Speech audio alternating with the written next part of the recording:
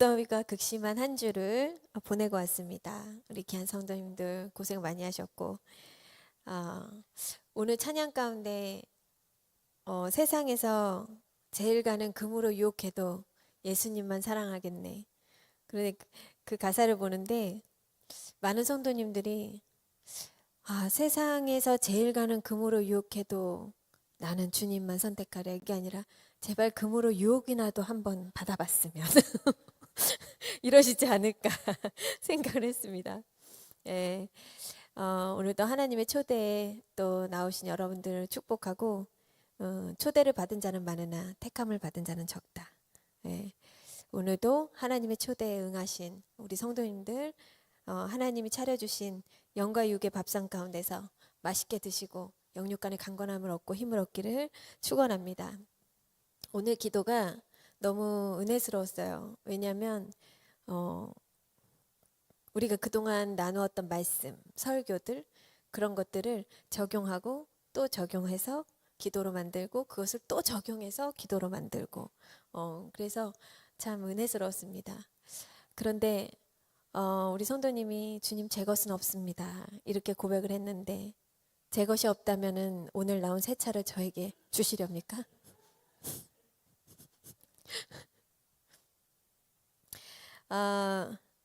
우리가 지난주에 하나님의 거울에 대해서 나누었는데, 성도님들 각자가 주어진 환경 속에서 그 숙제와 삶의 문제와 유형들은 다 각기 다르지만 한 주간 하나님이 여러분들에게 내밀어 주신 그 거울을 잘 보셨는지 궁금합니다. 그 거울은 24시간 저를 향하고 있고 저를 따라다닙니다. 하나님을 모시고 사는 성도님들은 빛을 품고 다니고 빛을 곁에 두고 다니고 그러면서 그 빛과 동행하는 사람들이에요. 예, 그렇지만 여전히 예수를 구주로 영접하지 않는 많은 사람들 가운데서는 지옥이 따로 있는 것이 아니라 그 마음에 지옥이 있고, 그 마음에 숯불이 있고, 또 그 마음에 폭탄이 있는 사람들도 아주 많습니다. 우리가 하나님을 만나면, 그러나 빛 대신 하나님 앞에 우리가 안전한 가운데, 우리의 영혼이 안전한 가운데 들어오는 거예요. 이번 주에 그 아버지가 총으로 아들을 살해했잖아요. 그런 사건이 있었는데, 우리가 사건만 보면 그 사건도 고통스러운 것이지만, 저는 그 전부인과 이혼을 한 그 20년에 가까운 세월 동안 이 아버지가 가슴 속에 어떤 저렇게 폭탄을 가지고 어떻게 그 지옥 같은 삶을 사셨을까, 그것을 생각하니까 참 인간이 정말 무섭습니다. 여러분, 우리는 겉으로 봐서 몰라요. 그냥 멀쩡해 보여요. 병력도 없고 특이사항도 없고 그냥 멀쩡하고 평범한 사람 같아. 그렇지만 여러분, 그거 아십니까? 많은 사람들의 이 안에 바로 지옥이 있고, 이 안에 바로 폭탄이 있어요. 그냥 그 전쟁에서 무기로 던지는 그 폭탄이 아니라 인간이 걸어다니는 폭탄이다. 여러분, 이전에 남편을 살해한 고유정 씨가 남편을 살해하고도 쇼핑을 하러 다니고 아무렇지 않게 노래방을 가고, 사람을 그렇게 죽이고도, 여러분, 그러나 하나님의 사람들은 시한폭탄을 안고 사는 사람들이 아니라 아까도 얘기했듯이 빛과 함께 빛을 품고 빛을 안고 걸어가잖아요. 늘 빛이 나를 따라다니는데 어떨까요? 내 옷에 먼지 한 톨 묻어도 우리는 샘이라면 다 볼 수 있는 것이죠. 너무너무 적나라한 것입니다. 그래서 우리가 지난주 나누었습니다. 교회 안에서 성도들이 희한하게 내 믿음을 과시하고 내 믿음을 자랑하고 싶은 사람들이 참 많아요. 그리스도인들 가운데. 그러나 주님께서 뭐라고 말씀하시죠?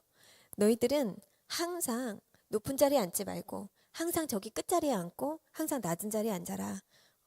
그러면 그 자가 가장 높아지는 나라, 그게 천국에서 가장 큰 자가 된다, 이렇게 말씀하셨듯이, 여러분들 누구든지 성도들, 내가 성도 중에 고수가 되고 싶다, 내가 정말 가장 높은 차원의 그런 성도가 되고 싶다. 근데 그 고수는 많이 배운 학자가 아니라 뭐예요? 나를 가장 깊이 자세히 적나리 볼 수 있는, 내 눈앞에서 나의 모든 실체가 하나님의 그 빛 앞에 감추어지지 않는 그런 성도들, 그래서 내가 죄인 중에 괴수입니다 라고 고백했던 바울의 경지가 바로 성도의 가장 높은 경지가 되는 것입니다. 그래서 그런데 말씀은 그런데 한국 교회에 많은 기독교인들이 내가 교회에서 높은 자리에 앉길 원하고 인정받기를 원하고 누가 나 알아주길 바라고 내 믿음 뽐내고 싶고 내가 성도 중에 가장 고상하고 내가 가장 믿음의 고수는 되기를 바라면서 바울과 같이 내가 죄인 중에 괴수라고 고백하는 성도들은 거의 없습니다. 거의 드물어요. 높은 자리는 앉고 싶은데 그런 고백은 나오질 않아. 그리고 간혹 있어도 정말 그 빛 앞에서 하나님의 거울을 발견한 자가 아니라 나의 실체를 발견한 자가 아니라 그냥 형식적으로 하는 말, 나를 포장하기 위해서 그런 멘트가 대부분이라는 것입니다. 여러분 그 빛 앞에 얼마나 자신을 깊이 아시고 보십니까? 여러분 일반적으로 거울이라는 건 그래요. 못생긴 사람이 많이 볼까요? 이쁜 사람이 많이 볼까요? 거울을? 네? 못생긴 사람은 거울 보는 거 좋아하지 않습니다. 왜죠? 자기 얼굴 못생긴 거 보고 싶지 않아 해요. 그리고 자기가 못생긴 거 대부분 자기가 자기 자신 거울 보면 압니다. 근데 그러면서도 그 못생긴 걸 인정하긴 싫어해요. 사실을 알면서 또 반면에 인정을 하고 싶진 않아 하거든요. 그런 것처럼 죄가 많은 사람들은 하나님의 빛을 싫어하고 하나님의 거울을 피합니다. 이것을 요한복음 3장 19절에서 20절에 잘 표현을 해주고 있어요. 뭐라고 표현을 하죠? 네? 빛이 있으나 말씀 좀 넘겨주세요. 뭐라고 이야기를 해요? 빛이 왔는데 사람들이 자기 행위가 악하니까 빛보다 어둠을 더 사랑한대요. 그리고 악을 행하는 자마다 빛을 미워하기 때문에 빛으로 더욱더 나아오질 않는다는 거예요. 빛을 피한다는 것입니다. 왜? 그 행위가 더 밝히 드러날까 봐. 그리고 그 더러움이 그 죄가 드러나는 게 보는 게 싫으니까 나는 안 보고 싶다. 그렇게 거울을 외면한다는 것입니다. 근데 여러분 그리스도인들은 앞서 이야기했듯이 거울을 외면하는 사람들이 아닙니다. 그래서 어떤 사람들이냐 거울을 사랑하는 사람들이에요. 오히려 하나님이 쏘는 그 광선, 그 깨끗하게 나를 쏘는 그 빛이 나를 겨냥하고 쏘지만 그럼에도 불구하고 하나님의 말씀을 사랑합니다. 그 거울이 나라는 사람의 못남과 추함과 악함과 약함을 다 동시에 드러내줘요. 그렇지만 절대 피하지 않고 조상 유대인들처럼 그 거울을 깨트리고 짓밟고 박살내고 짓밟는 게 아니라 그 거울을 사랑하는 것입니다. 고귀하게 모셔드리는 거예요. 그래서 고린도후서에서는 또 뭐라 그러죠? 너희는 어딜 가나 그리스도의 향기인데 그런데 누군가에겐 그것이 사망에 이르게 하는 향기고 누군가에겐 그것이 생명에 이르게 하는 향기다. 이렇게 표현을 해요. 우리는 구원받는 자들에게나 그리고 또 망하는 자들에게나 그리스도의 향기니 라고 말합니다. 자, 하나의 말씀 가지고 누군가는 망하기도 하고 누군가는 실족하기도 하고 누군가는 성공하기도 하고 누군가는 생명을 얻기도 하고 아담의 후손은 나 자신의 그 타락한 실존 자체를 인정하고 싶지 않아 합니다. 그냥 모른 척 살아가는 게 좋고 그냥 없었던 일처럼 봐도 못 본 척. 그러나 여러분 하나님이 우리 사랑하는 자녀들에게 비추는 거울은 우리로 하여금 생명에서 생명으로 이르게 하는 거울인 줄로 믿으시기를 바랍니다. 그것은 나를 정죄하고 책망하게 함이 아니라 우리가 알지 못하는 나 자신의 실체를 발견함으로 진짜 메시아, 진짜 구원을 간절하게 바라고 하나님의 은혜가 어떠한 은혜이며 그 십자가의 사랑이 어떠한 사랑인가 그것을 깨닫게 하려 함인 것입니다. 예.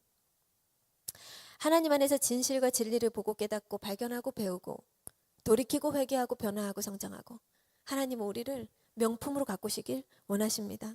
그래서 우리는 어디까지 이르러야 되나요? 어디까지 우리는 이르러야 하는가? 이전에 여러분 삼성의 이건희 회장님께서 유명한 명언을 남기셨잖아요.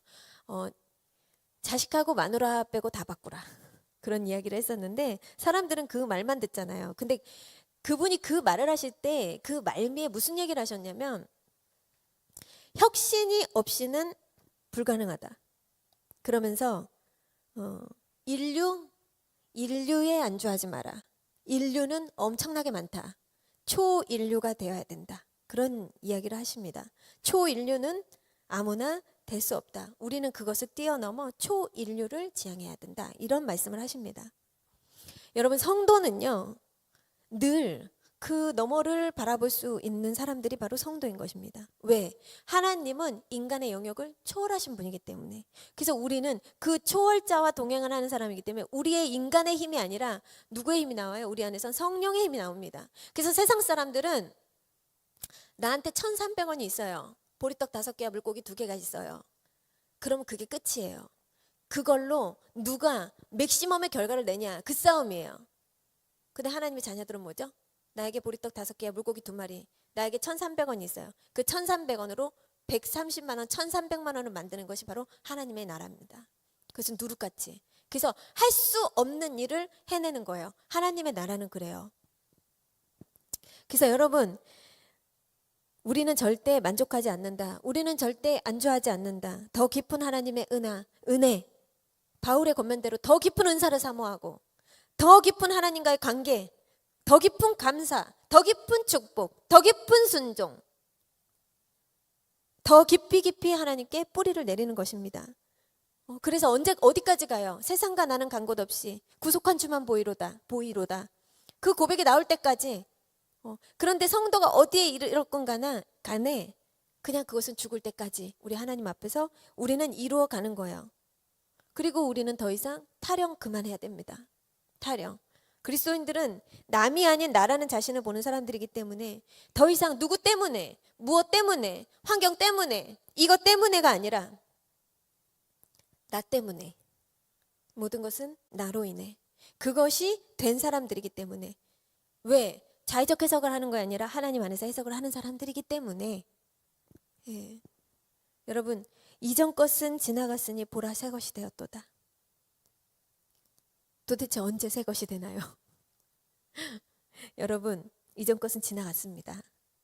네, 새 것이 되었습니다. 단지 새 것이 된 것처럼 살지 않을 뿐이죠. 이전에 우리 교회 한 성도님 오셨어요. 새신자고. 제가 너무 그 성도님을 물론 모든 성도님들 사랑하지만 그 성도님도 굉장히 사랑스러운 성도였어요. 왜냐하면 영혼이 맑고 순수하기 때문에. 예, 교회를 또 너무 좋아하고 목사인 저를 또 너무 좋아해주고, 이분이 교회에 열심히 이제 나오니까 얼굴에서 빛이 나기 시작하더라고요. 얼굴에서 처음 받은 하나님의 은혜가 얼마나 큰지. 그리고 교회를 좋아하니까 주일 예배도 오고 금요 예배도 오고. 그러던 어느 날 교회 나온 지 얼마 안 됐을 무렵에 바로 그 직후에 꿈을 꿨는데 어떤 유명한 모 연예인이 나와서 자기한테 근사한 새 옷을 선물해 준다는 거예요. 새 옷을. 그래서 그 새 옷을 선물 받아서 입은 꿈을 저한테 이야기를 해주시더라고요. 그러면서 자기에게 헌 옷을 입지 말고 새 옷을 입으라고. 그러면서 목사님, 이거 꿈 너무 좋은 꿈 아니에요? 근데 이거는 목사인 제가 들어서도 아니고 누가 들어도 해석이 그냥 되잖아요. 그러니까 하나님이 너에게 네 인생에 내가 새 옷 입혀줄게. 너 이제 그동안 누더기 같은 옷 입었지? 이제는 그리스도로 옷 입고 살아. 이런 뜻이잖아요. 누가 보아도. 그런데 새 옷을 입는다는 것은 단순히 옷만 바뀐다가 아니에요. 여러분, 옷이라는 것은 나의 신분을 상징하기도 하고 나의 어떤 계층, 나의 소속, 나의 뭐 어떤 그런 변화들을 모든 함의가 있단 말이에요. 그 옷을 상징하는 의미 속에는. 근데 어느 날 주일날 이분이 안 보이시더라고요. 교회에 안 보이실 분이 아닌데. 근데 연락도 안 되고. 그때 나중에 연락이 겨우 됐는데 목소리가 안 좋은 거예요. 그래서 무슨 일이 있었냐 그랬더니, 목사님, 이분이 과거에 어둠의 세계에 몸담고 계셨었거든요. 근데 그때 떼인 돈이 많아요. 왜냐하면 사채 같은 걸 했기 때문에. 그런데 하필 이 은혜 받는 찰나에 과거 그토록 찾아 헤맸던 내 돈 떼어먹은 사람을 만나게 된 거예요. 은혜 받는데. 여러분, 사단의 각본이 기가 막히지 않나요? 하나님의 은혜가 크면 사단의 공격과 방해도 심해지는 거죠. 예. 이분이 그 사람을 보고 바로 자기 옛 스타일이 나온 거죠. 그래서 1박 2일 동안 이 사람을 감금하고 인질로 잡고 너 돈 언제 갚을 거야? 그거 하느라고 주일날 못 나온 거예요. 주일날 그 사람 인질로 잡고 있느라. 이전에 내가 어둠의 세계에서 일할 때와 똑같은 방식, 똑같은 사고, 똑같은 방법으로 그 문제를 해결하려고. 근데 여러분, 우리가 의사 가운 입고 사람 다치게 할 수 있어요? 없는 거죠. 옛날에는 그렇게 살았으니까 괜찮아요. 내가 조폭 옷 입고 다닐 때는 그런 짓 해도 돼요. 근데 이제 그리스도로 새 옷 입었잖아요. 그런데 그리스도로 옷 입은 사람이 그것을 인지하지 못하고 여전히 내 방법, 내 생활, 옛 방식대로 그렇게 문제를 해결해요. 그러니까 새 옷을 입으면 새 옷을 입은 자답게 그렇게 살아야 한다는 것입니다. 내가 결혼 전에는 PC방에서 게임하면서 밤도 새고 술 먹고 외박을 해도 누가 뭐라고 안 합니다. 근데 내가 결혼을 해서 결혼 예복을 입었어요. 그 순간부터 내가 웨딩드레스 입는 순간 나는 달라지는 거예요. 내가 새 옷을 입었는데도 똑같이 돈 안 벌고 밤새 PC방 가서 게임하고 허랑방탕하게 친구들이랑 여행 다니면서 술 먹고 탕진하고 놀러 다니고 다 다니고 결혼한 사람도 이렇게 살 수 있어요? 하물며 결혼을 해도 내 생활의 자유가 빼앗기고 구속이 찾아오는데 여러분 내가 하나님을 만나서 예수를 믿었어요. 근데 똑같이 낡은 정신, 낡은 방법, 내 옛 습성, 내 옛것 하나도 안 버려. 그럼 여러분 새 것이 오겠습니까? 어떻게 될까요? 그 사건 이후에 지금까지 교회를 못 오고 계세요.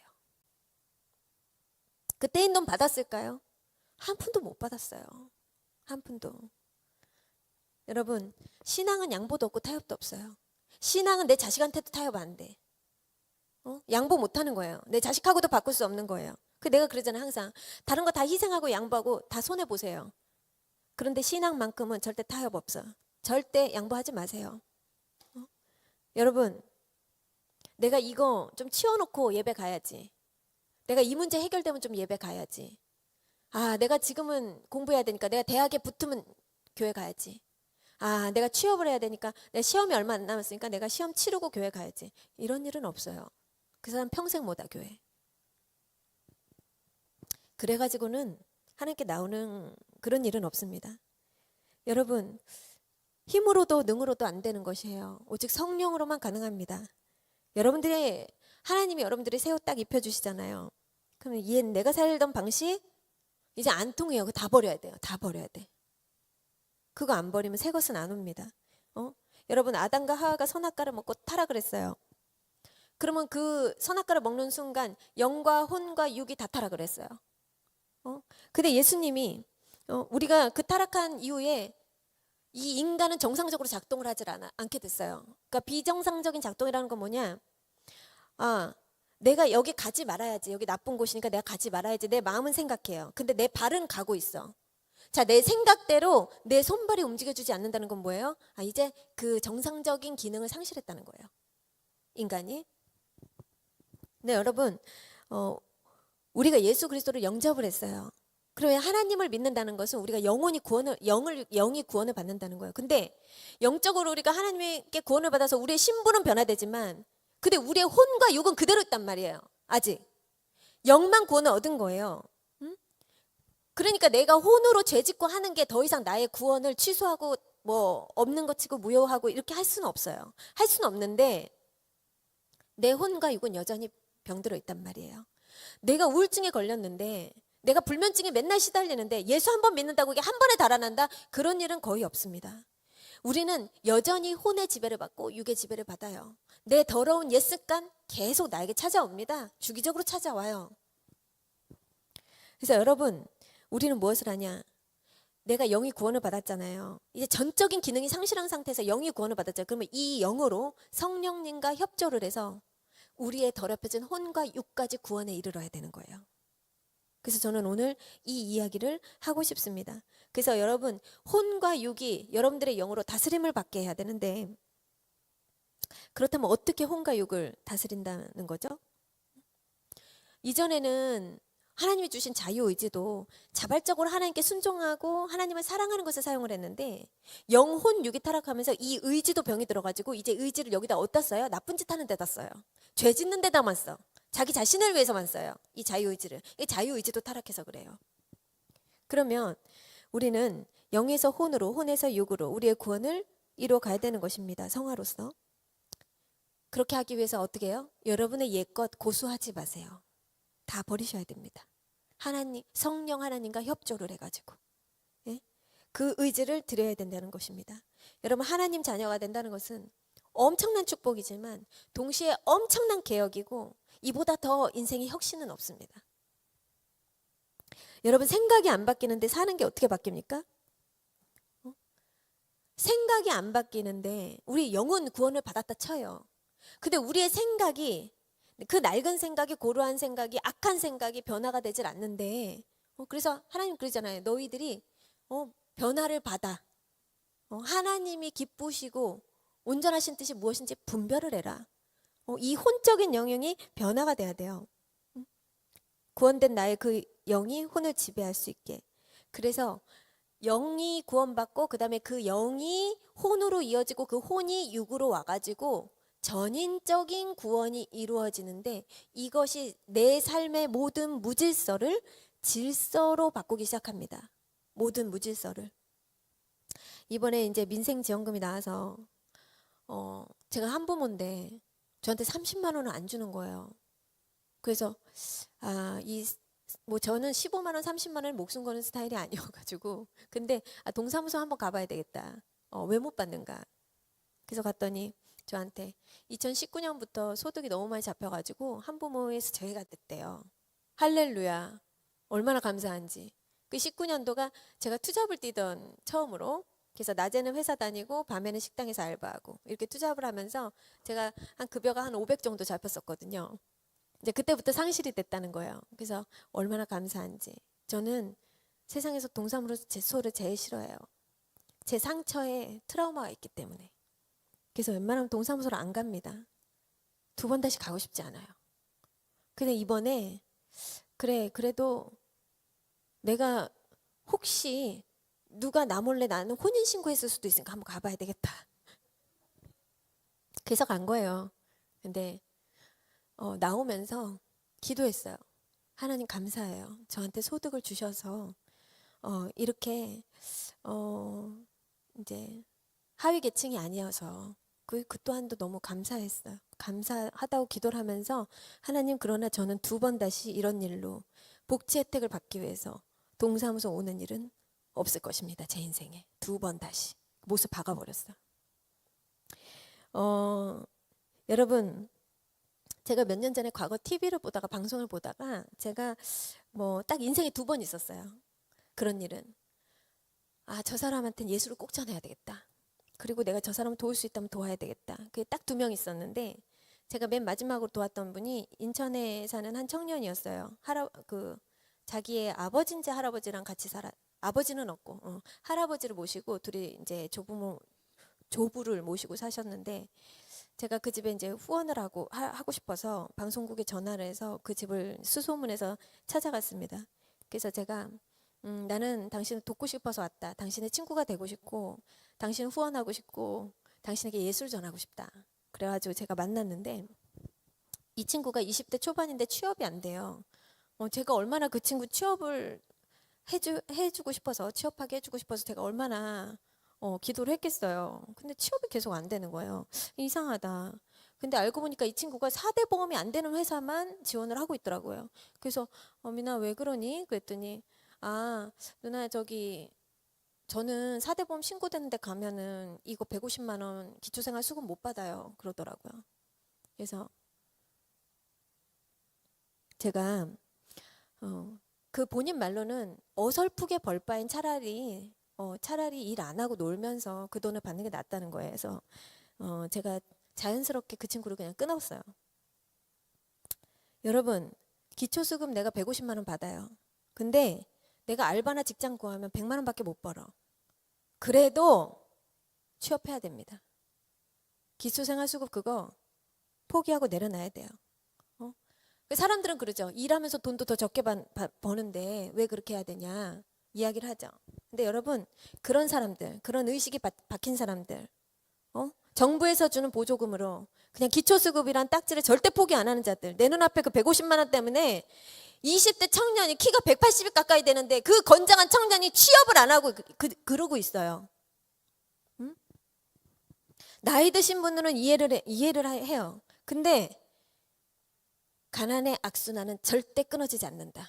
이런 사람들에게서. 왜? 사고가 바뀌지 않기 때문에. 생각이 바뀌지 않기 때문에. 나는 늘 기초생활수급자야. 이게 그 사람들의 정체성이기 때문에 절대로 그 사람은 부유하게 살 수가 없어요. 그리고 그 팔자에서 절대 벗어날 수가 없는 것입니다.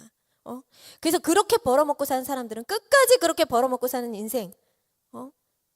그런데 나는 이 딱지 자랑스럽지 않아. 내 친구들 다 알바하고 떳떳하게 직장생활하고 다 저렇게 사는데 나 언제까지 이렇게 살아야 돼? 내가 열심히 일해서 밤낮으로 일해서 저 이렇게 키가 작아도 저는 초중고 다 1번이었어요. 키가 작아서 153cm. 저보다 작은 애들이 없었다고요. 한 명 있었는데 걔가 같은 반 되길 그렇게 바래도 같은 반이 안 돼. 그래서 항상 1번이었어요. 그래도 나 혼자 밤낮으로 아침 저녁으로 일하고 그러면서 목회하면서 그러면서 또 저는 한 500, 600 이렇게 벌었어요. 왜 못 벌어? 정신건강 육체 멀쩡한데 제가 얼마나 그 친구 한심했겠어요. 내가 뻘짓을 했구나. 네, 여러분, 나는 이렇게 살고 싶지 않아. 나는 힘들지만 취업해서 다른 친구들처럼 떳떳하게 돈 벌 거야. 악착같이 벌어서 난 이 기초수급자 계층에서 반드시 벗어날 거야. 이런 각오를 가져야 그 사람 부자가 될 수가 있어요. 네? 사람의 자존심은 이럴 때 불이라고 하나님 만들어주신 자존심이에요. 자존심은 이런 데 쓰는 거예요. 내 자존심이 허락하지 않는다. 그리고 그 정도 자존심은 사람이 가지고 살아야 그런 사람들이 부자가 될 수 있는 거예요. 결국엔 나의 의식입니다. 사람은 내 의식의 수준, 그 의식의 수준 그대로 그 사람의 인생이 흘러갈 수밖에 없는 거예요. 더러 저는 아주 더티한 부자들도 봐요. 부자들 가운데 저 사람은 저렇게 살아서 부자 됐구나. 저렇게 아껴가지고 저렇게 탈세해가지고 저렇게 많은 사람들 임금 착취하고 저래서 저 사람 부자 됐구나. 저렇게 나라에서 부자면서 정부 지원금 다 타먹으려고 저렇게 살면서 그러면 저는 그래요. 저는 목에 칼이 들어와도 난 저렇게는 안 살아. 저렇게 부자로 살 바엔 난 평생 그냥 가난하게 살겠어. 그게 제 자존심이에요. 사람이 이 정도 자존심은 있어야 되는 거예요. 그거는 부자가 아니라 거지예요, 거지. 그리고 거지보다 더 나쁜 거지. 더 추한, 더 비루한 거지. 여러분, 사람은요, 늘 내 눈앞에 보이는 그것만 가지고 사람이 살다 보잖아요. 그럼 그 너머에 있는 것은 영원히 보지 못합니다. 그 눈앞에 있는 그 100만 원, 그 눈앞에 있는 150만 원, 그게 대체 뭐라고? 그거에 사로잡혀서 그 하루에 버는 그거 돈 얼마라고 예배 포기하고. 여러분, 자유를 포기한 자들이 말년의 자유를 누리면서 삽니다. 아세요? 우리가 진정한 삶의 자유, 사람들이 그러잖아요. 물질의 자유를 누리고 싶다. 물질의 자유를 누리고 싶으면 물질의 자유를 포기하는 인생이 있었어야 돼요. 그 앞에 과거에는. 여러분, 내 눈으로 보이는 것에 집착하지 말고요. 하나님의 눈으로 항상 그 너머를 바라보시는 저와 여러분들이 되셔야 돼요. 네?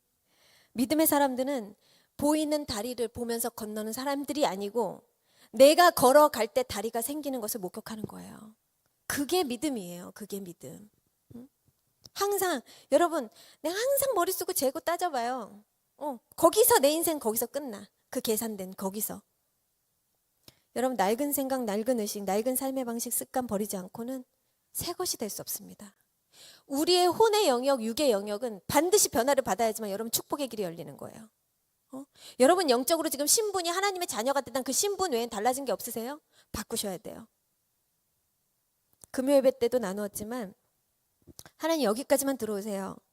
더 이상 들어오지 마세요. 내 프라이버시 침범하지 마세요. 이거 제가 아끼는 거니까 이건 건들지 마시고요. 이거는 제가 마지막 챙긴 자존심이니까 이거 건들지 마시고, 이거 제 마지막 종잣돈이에요. 이거는 제 내탕꼬예요. 건들지 마세요. 내가 그동안 사람들 앞에 잘 보이려고 얼마나 포장을 잘 해놨는데 이거 포장지 이거 흐트러뜨리지 마세요. 여러분 어느 정도까지 하나님 앞에 여러분들의 삶을 내어놓고 수술할 수 있습니까? 경계와 제한이 없이. 성경에 중요한 구절이 있습니다. 요한계시록 말씀인데요. 3장 20절에 볼지어다 내가 문 밖에 서서 두드리노니 누구든지 내 음성을 듣고 문을 열면 내가 그에게로 들어가 그로 더불어 먹고 그는 나로 더불어 먹으리라. 우리 하나님은 얼마나 인격적이신지 반드시 노크를 해요. 그냥 문 열고 막 들어가지 않아요. 사람 중에도 시도 때도 없이 무례하게 남의 집 대문 문 열고 그냥 들어가고, 남의 집 가게 막 함부로 들어가고 출입하고, 그 사람이 싫어하거나 말거나 그런 것도 알지도 못해. 아랑곳도 안 해. 그냥 자주 드나들고 가서 앉아있고. 근데 여러분, 성경 잠언에 뭐라 그래요? 이웃집에 너무 드나들지 말래요. 왜? 이웃들이 미워한대요. 우리가 환영을 받으려고 하면 인간은 어디 가나 무례하면 안 돼. 항상. 그리고 여러분, 남의 집에 가든 어딜 가든 항상 아쉬울 때 일어나세요. 남의 집 갈 땐 빈손으로 가지 말고, 심지어 부모님 집을 갈 때도 빈손으로 그냥 내 몸뚱아리 하나만 덜렁덜렁 그냥 이렇게 다니시지 마시고. 제가 여러분 가가호 다른 교회처럼 신방했습니다. 왜냐면 그땐 성도가 없어요.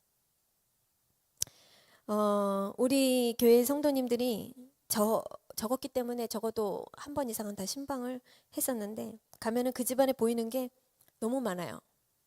저는 가서 말씀을 전하는 게 아니라 계단서부터 아주 그냥 쓰레기 차고 들어가요. 이거 치우라고. 이거 치워. 저거 치워. 응? 다 치우라고. 그렇게 신방을 했었어요. 이거 정리하세요. 저거 정리하세요. 이거 치우세요. 집 밖에 쓰레기도 못 내놓게 해요. 쓰레기 내놓잖아요. 쓰레기 갖고 들어오라 그래. 당신 집 안방에 갖다 놓으라 그래. 왜? 다른 사람들 공동현관에 다 같이 쓰는 공동현관에 왜 쓰레기, 그 냄새나는 쓰레기 왜 내놓냐? 사람들 진로 방해하지 마라. 짐 거기다 두지 마라. 재활용 쓰레기 빨리 갖다 버려라. 모아두지 마라. 쌓아두지 마라. 그리고 더럽고 냄새나는 건 내 집 안방에 갖다 놔라. 저는 그렇게 신방을 했습니다. 우리 성도들이 저 간다고 하면 전쟁이 나는 거예요. 한 번을 갔는데 집이 너무 깨끗해. 집이 깨끗해서 성도님 어쩜 이렇게 달라지셨어요? 집이 너무 깨끗해요. 그랬더니 저쪽 방에 다 몰아넣었습니다. 문 열지 마세요. 쏟아집니다. 그러더라고요. 근데 저도 가면 보이는 게 너무 많아서 힘들고, 그리고 성도들이 얼마나 마음의 부담이 클까 제가 그걸 알아요. 그래서 저도 또 그래요. 안 가도 그 사람만 봐도 어느 정도 절반 이상은 다 보이잖아요. 예. 그래서 제가 항상 그것보다 급한 게 있기 때문에 항상 이런 이야기를 잘 안 합니다. 그리고 저는 이제 첫 번째가 저는 잔소리 저도 싫어해요. 그리고 부담 주는 거 싫어하고, 프라이버시 존중해주고 싶고. 왜? 사랑하니까. 사랑하는 성도님들이니까 저는 다 그래 존중해주고 싶고. 그래서 웬만하면 클리어하게 밖에서 맛있는 식사하면서, 식사도 저는 제가 사요. 맛있는 식사하면서 그냥 개인 신방하려고 저는 그렇게 우회적으로 다 신방을 돌렸는데, 물론 그럼에도 하나님께서 너 어디 꼭 가야 된다 그러면 갑니다. 그럼 저도 순종을 하겠죠. 때가 돼서 명령을 하시면 제가 다시 그렇게 하겠죠. 근데 제가 중요한 거 이 부분만 여러분들에게 짚고 넘어갈게요. 저는 살면서 예수 믿기 전에 딱 한 번, 그리고 믿고 나서 2번 그렇게 점집을 갔어요. 이유가 있었겠죠. 한 점쟁이는 제대로 귀신이 들렸어요. 근데 이 점쟁이가 제가 딱 들어가자마자 그러더라고요. 아이고 큰 신을 모시는 분이 오셨네, 그런 이야기를 하더라고요.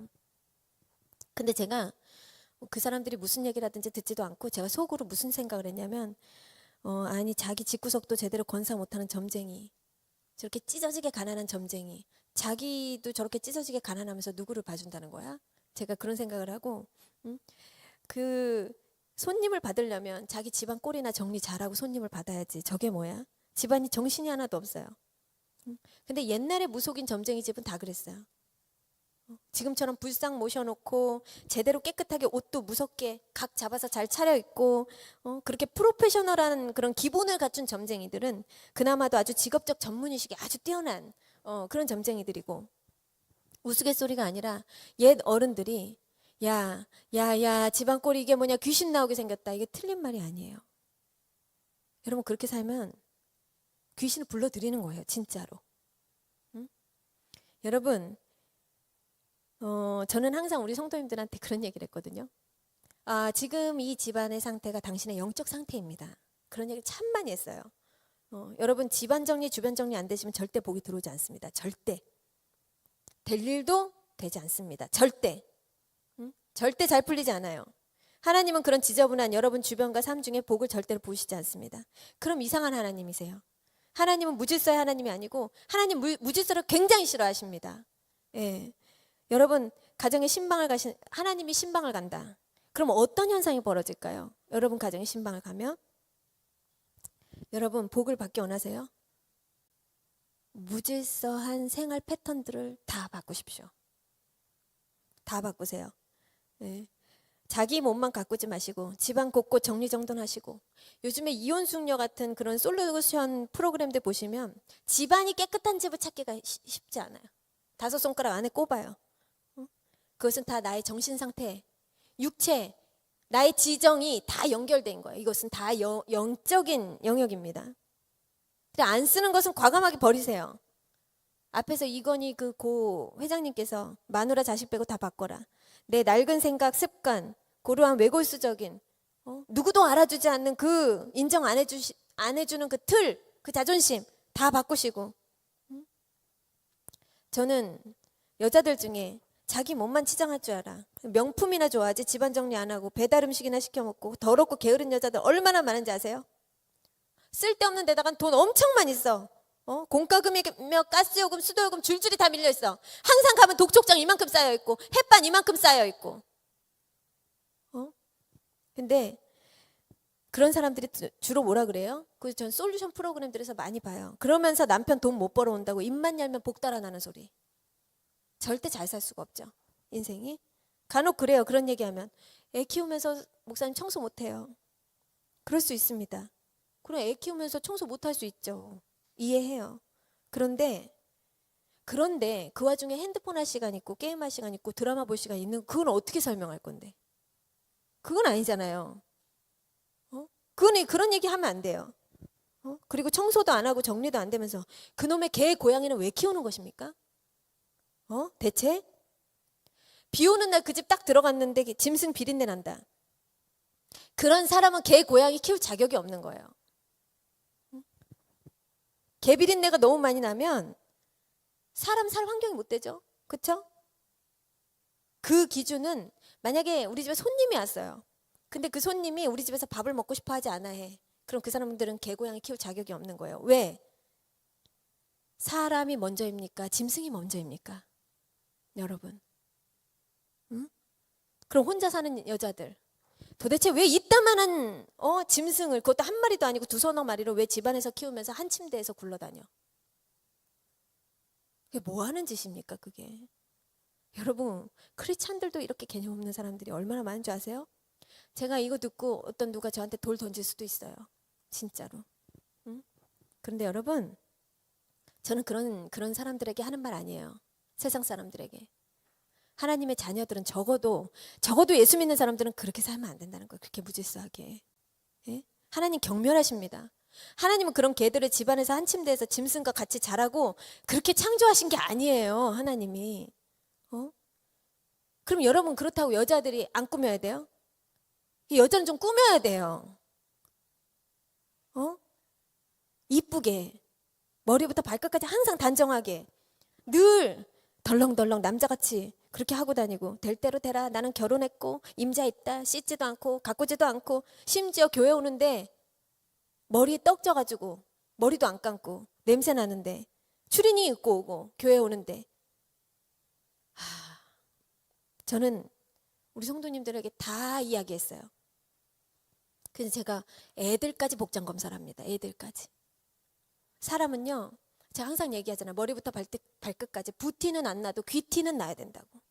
그 귀티가 나의 삶을 열어주는 거예요. 그렇게 해서 복이 들어오는 거예요.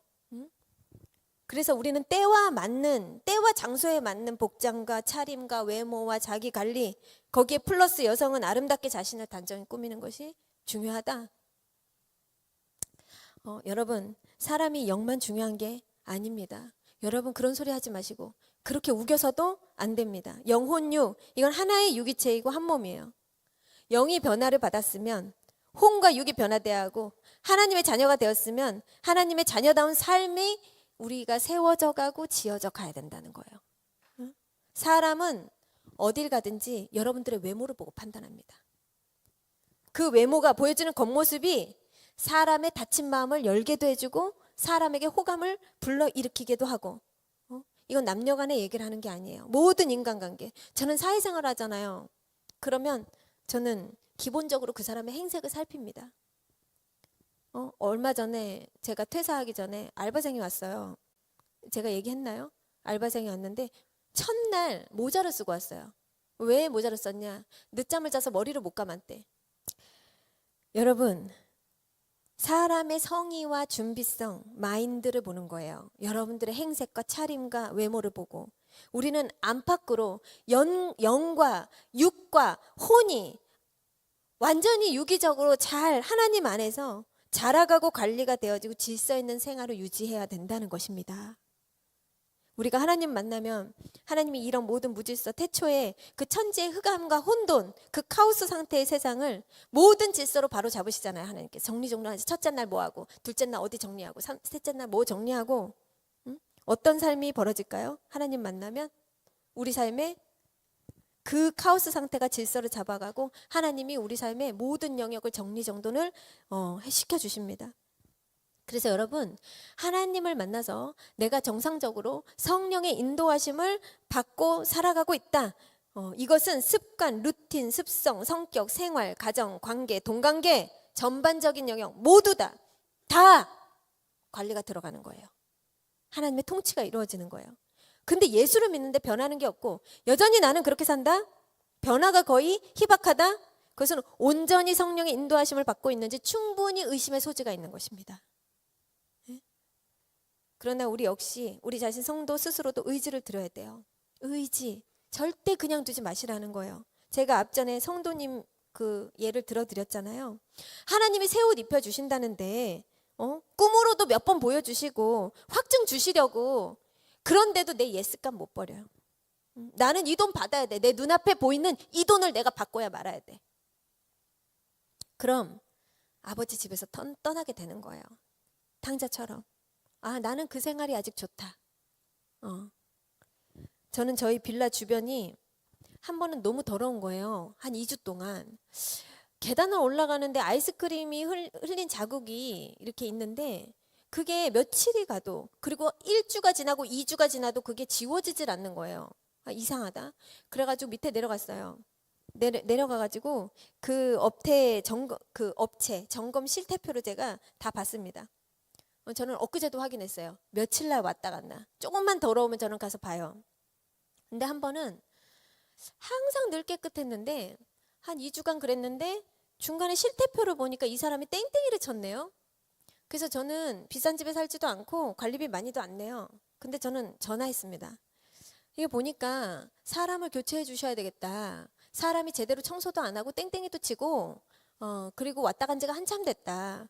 그랬더니 거기서 너무 죄송하다. 바로 교체를 해 주시더라고요. 그러니까 이제 계단이면 이제 깨끗해지더라고요. 사람이 누가 들어오냐 누가 나가냐 이게 많은 차이가 납니다. 사람이 누가 들어오느냐 누가 나가느냐 이게 사람의 힘이고 지나간 사람의 흔적이에요. 그 여러분 이 땅에서 다 그리스도의 향기고 다 그리스도의 흔적이에요. 저는 비싼 집에 안 살고 제 명의도 아니고 우리 엄마 명의지만 저는 그래도 소중히 합니다. 제 유난이 아니고 전 정상이라고 생각을 해요. 좋은 집이 아니지만 저는 그렇게 합니다. 저는 제 빌라 주변에 제가 계단 올라가면서 아이스크림 봉지라 떨어졌으면 저는 그거 다 주워요. 더러운 거 다 치우고. 그 왜 그래요? 옆집 사람 집도 많고 윗집 사람 집도 많은데 제가 왜 그렇게 하냐면 제 집 앞이니까. 그리고 그렇게 해야지 내 복의 활동지, 나에게 복을 가져다 주는 내 환경이니까. 집안뿐 아니라 여러분 주변도 깨끗하게 하세요. 그러면 지나가는 사람들이 거기 사는 집주인이 어떤 사람인가를 알게 됩니다. 이건 제 얘기가 아니고 성경 잠언에 상세하게 아주 확실히 나와 있어요. 그런데 집 주변은커녕 집 구석이 쓰레기장인지 무슨 고물상인지 온갖 잡동사니 다 쌓아두고, 여러분 가난한 사람들이 그렇게 사는 거예요. 가난한 사람들이. 만약에 내가 가난하게 살고 싶다, 그럼 그냥 계속 그렇게 사시면 돼요. 지저분하게, 너저분하게, 더럽게. 예? 그리고 어딜 가든지 화장실이 제일 중요한 거예요. 어떤 집이든 어떤 사업장이든. 저는 장사 잘 되는 집, 안 되는 집 항상 사업장 들어가면 딱 알아요. 왜? 화장실을 가보면 아니까. 화장실이 더럽다, 그 사업장은 안 돼. 왜? 주인이 게으르다는 거니까. 어저께 우리 태희 씨네 우리 성도님네 개업 예배 갔는데 얼마나 깨끗한지. 그게 첫 번째예요. 나의 환경, 그 깨끗함, 그게 첫 번째 기본. 거기서 출발하는 거예요. 여러분, 하나님은요, 우리 일거수일투족 다 보고 계세요. 자격이 안 되는 자에게 절대 복 안 주십니다. 게으른 자에게 여러분 큰 거 안 맡기세요. 무엇이 먼저인지 모르는 자에게 큰 거 안 맡기세요. 뭐가 우선인지 모르는 사람들에게 절대 큰 거 안 맡기십니다. 물질 관리 복잡해, 채무는 많은데 사치는 심해, 사람 관리 안 돼, 시간 관리 안 돼, 약속은 늘 엉망진창, 주병 정리 안 돼, 집안 정리 정돈 안 돼, 냉장고 반찬 음식물 썩어가는 것도 몰라. 하나님 이런 사람에게 뭘 맡기겠어요? 절대 안 맡기세요. 절대. 아무리 사랑해도 현명한 부모는 자식에게 키를 아무 자식에게나 안 맡깁니다. 여러분, 재벌 회장님들이 장남에게 승계하는 거 흔하지 않아요. 왜 그런 줄 아세요? 재벌 회장님들은 무조건 일 잘하는 자식한테 줍니다. 기업을. 왜 그래요? 지혜로우니까. 하물며 육신의 부모도 그런데 우리 하나님 어떻게 하실까요? 여러분, 하나님을 믿는다는 것은요, 하나님만 여러분들을 믿는 게 아니에요. 누구도 여러분들을 보면서 믿고, 누구도 여러분들을 보면서 인정할 수 있고, 우리는 정확하고 확실한 사람이 돼야 됩니다. 정확하고 확실한 사람. 여러분, 빛이 왜 빛이에요? 하나님이 너희는 세상의 빛이라. 그렇게 하시는데, 여러분 세상에 나가면 빛나십니까? 빛나세요? 저는 우리 성도님들 많이 봐요. 저 성도님들에게 저 성도님에게 좋은 일이 있겠구나. 저 성도님에게 돈이 들어오겠구나. 얼굴만 봐도 알아요. 왜? 복을 받기 전에는 그 사람들의 외모와 환경과 얼굴이 다 달라져요. 여러분, 얼굴만 환하게 빛난다고 그게 빛의 자녀들이 아닙니다. 그럼 어떤 게 빛의 자녀들이에요? 성경의 말씀대로 모든 것을 사랑할 만하며 칭찬할 만하며 자랑할 만하며, 우리는 그런 사람들이 돼야 돼요. 사람 자체가 빛이 나야죠. 그 사람 자체가. 그리고 그 사람 삶 자체가 빛이 나야죠.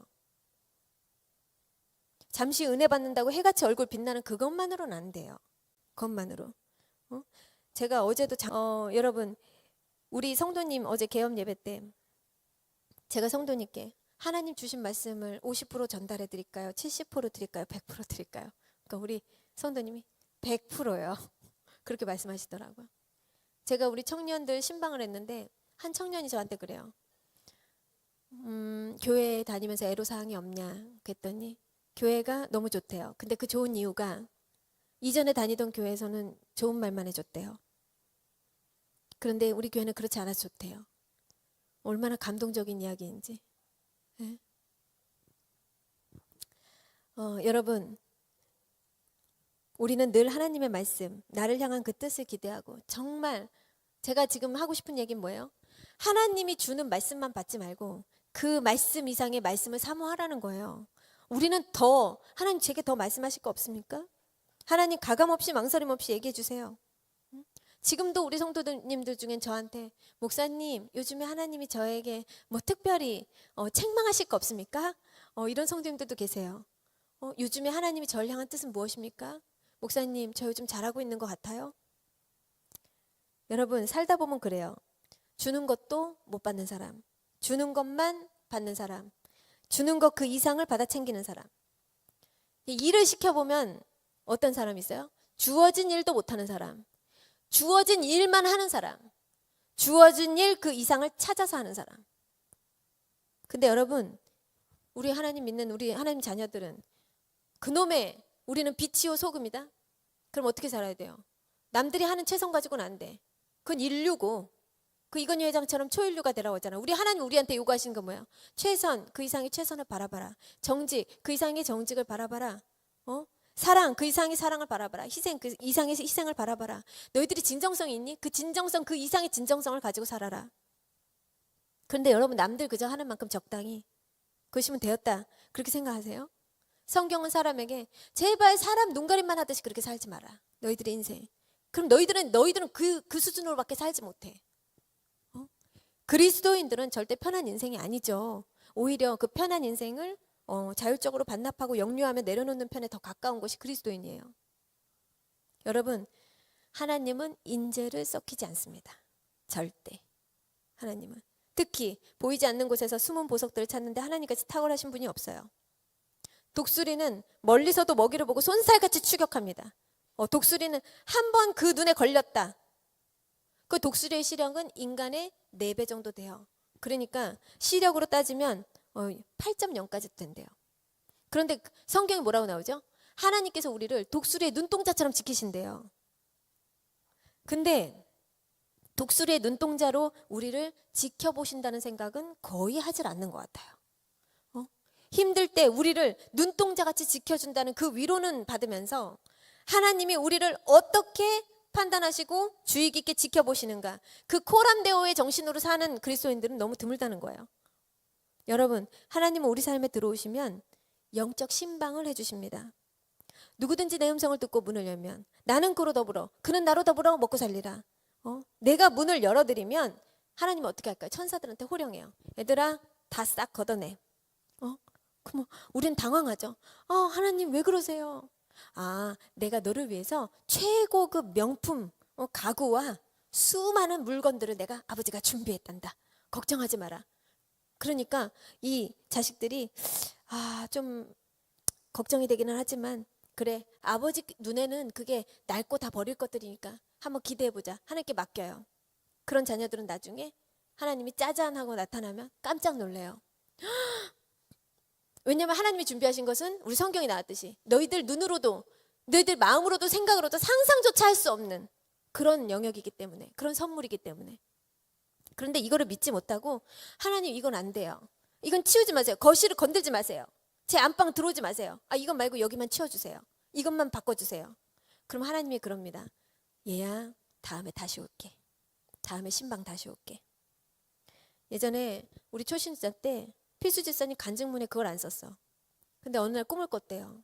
목사님, 꿈을 꿨는데 집에 홍수가 들이쳐가지고 물이 차가지고 모든 가구가 다 이렇게 해가지고 휩쓸려서 떠내려갔다나 뭐 어쨌든 하여튼 그런 거예요. 그래가지고 다 버렸다는 거예요. 그 다 쓰레기로 다 버렸다는 거예요.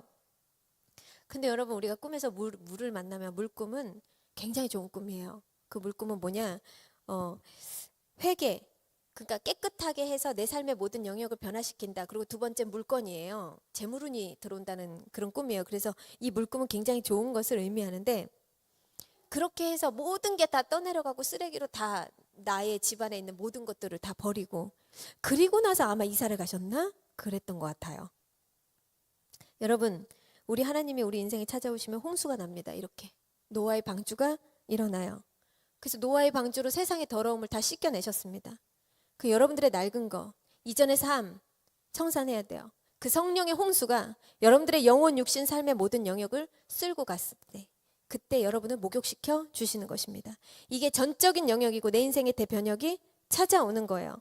그래서 정상적인 성령 안에서 거듭난 인생들은 모두 다른 방법이지만 다 동일해요. 근데 어떤 성도들은 결국 하나님을 신뢰하지 못하고 이 과정에서 정말 크신 하나님 보지 못하고 여호와 이레 하나님을 준비하신 여호와 하나님의 그 여호와 이레를 경험하지 못합니다. 그리고 절대 낡은 것이 청산되지가 않아요. 그래서 여러분, 새 옷을 입혀주신다. 그런 모든 것을 하나님께 맡기시고 그분이 알아서 하시도록 그렇게 하시기를 바랍니다. 제가 설교를 더 하고 싶지만 사람들이 너무 지금 허리가 아픈가 봐요. 몸을 꼬시니까 제가 설교를 한 15분 정도를 제가 날려야 될 것 같아. 여러분, 저 뒤에 우리 김선미 집사님 동대문에서 사업하시고 우리 길량교회를 후원하시는 김선미 집사님의 간증이 있어요. 그 간증을 보시면 아시겠지만 제가 이 선미 집사님 만났을 때 하나님이 이 선미 집사님한테 너 헌금하는 거 다 내려놓고 직분 다 내려놓고 성가대, 교사 모든 거 다 내려놔. 근데 이분이 제가 몇십 년 새벽 기도하고요. 제가 헌금을 얼마를 했고 제가 건축 헌금 제가 얼마를 했고 제가 하나님께 이걸 얼마를 봉사했고 그걸 어떻게 내려놓습니까? 목사님 저는 못 내려놔요. 아니요 하나님 다 내려놓으시래요. 그리고 그냥 평신도로 돌아가시래요. 그리고 하나님 만나시래요. 저 하나님 만났는데요. 아니야 잠잠히 그럼 하나님 기다리시래요. 근데 그분이 순종했을까 안 했을까요? 그 음식점은 지금도 기억이 나요. 그 음식점을 나오면 제가 희정 집사님이랑 같이 갔는데 제가 희정 집사님한테 그런 얘기를 했습니다. 저분 좀 힘들 것 같아요. 아마 순종 안 하실 거예요. 근데 그분이 그걸 순종을 하셨더라고요. 그리고 나서 그분 인생이 어떻게 될까요? 완전 뒤집혔어요. 그리고 저는 뭐 그 가족들이 막 항의를 한다. 뭐 이단 목사다. 사람을 정신병자로 만들었다 막 그런데 이분이 하도 울고 다니니까. 근데 이분이 그 뒤로 얘기를 해요. 목사님 제가 하나님을 만났습니다. 그러니까 엄청나게 이런 기적의 그런 게 있는데 뭐 그거를 익사이팅하게 리얼리티하게 이렇게 간증을 쓰시지는 않았지만 여러분 뭐예요? 여러분들은 어디까지 하나님께 맡기실 수 있습니까? 말씀을 마무리할게요. 땅이 혼돈하고 공허하며 흑암의 깊음 위에 있고 이 혼돈, 정신없는 카오스 상태, 이 무질서의 상태를 하나님은 기뻐하지 않는다고 말씀드렸어요. 여러분, 우리는 내 영에 와 계신 성령님을 의지하고 우리 혼과 육의 영역까지 이 구원이 내려올 수 있도록 여러분 다 열어드려야 돼요. 하나님께 전인적으로. 자꾸 그 성령 하나님을 의지하고 그 세계를 통치하시도록. 그래서 여러분의 영뿐만 아니라 영과 혼과 육, 여러분들의 개인, 가정, 교회, 생활, 생업, 사업 모든 것이 통치하시고 질서가 이루어지게 하셔야 됩니다. 여러분과 관련된 모든 것은 자기 질서를 찾아가게 될 것입니다. 여러분 우리는 새 옷을 입은 자들이에요. 하나님의 통치를 허용하십시오. 피하지 마시고 모든 우상을 버리시고 문을 여시려거든 반만 열지 마시고 활짝 여시고 아버지께 발을 들이실 거라면 한 발 걸치지 마시고 하나님께 올인하시기를 바랍니다. 그리고 이전 것은 지나갔어요. 롯의 아내처럼 미련하게 뒤를 돌아보면서 그런 인생 살지 마세요. 낡고 비루한 옷은 성령의 불 앞에 모두 내어놓고 다 태우시기를 바랍니다. 오늘 본문 말씀의 주제인 성경 구절을 읽고 말씀을 맺겠습니다. 고린도후서 5장 17절 다 같이 그런즉 누구든지 그리스도 안에 있으면 새로운 피조물이라 이전 것은 지나갔으니 보라 새 것이 되었도다. 예배소서 4장 22절부터 24절입니다. 너희는 유혹의 욕심을 따라 썩어져가는 구습을 따르는 옛사람을 벗어버리고 오직 너희 심령이 새롭게 되어 하나님을 따라 의와 진리의 거룩함으로 지으심을 받은 새 사람을 입으라. 성도는 단순히 종교적으로 변화된 존재가 아니고 존재 전체의 근본적인 변화, 즉 정체성, 생활, 관계, 가치관의 전환이 뒤따르는 전혀 새로운 사람이라는 것을 이 구절들이 말씀하고 있습니다. 여러분들의 낡은 정신, 낡은 습성, 낡은 마음, 낡은 옷, 여러분 우리는 새 옷을 입었으니 여러분 이제는 여러분 삶의 전인적인 변화가 모든 것에 있는 변화가 한계없는 변화가 여러분 하나님의 통치 가운데 이루어져서 영과 혼과 육이 모든 빛된 자녀들과 같이 무질서가 질서로 변화되는 진정한 성령의 역사와 인도하심 그리고 그 증거가 따르는 저와 여러분들이 되기를 진심으로 소원합니다. 예수를 믿는 삶은 예수를 만난 사건은 우리 인생의 보다 전인적인 변화다. 이것으로 마무리하겠습니다. 우리 들은 말씀을 생각하면서 짧게 기도를 하고 싶지만 오늘은 시간 관계상 제가 기도를 하고 마무리를 할게요. 사랑의 하나님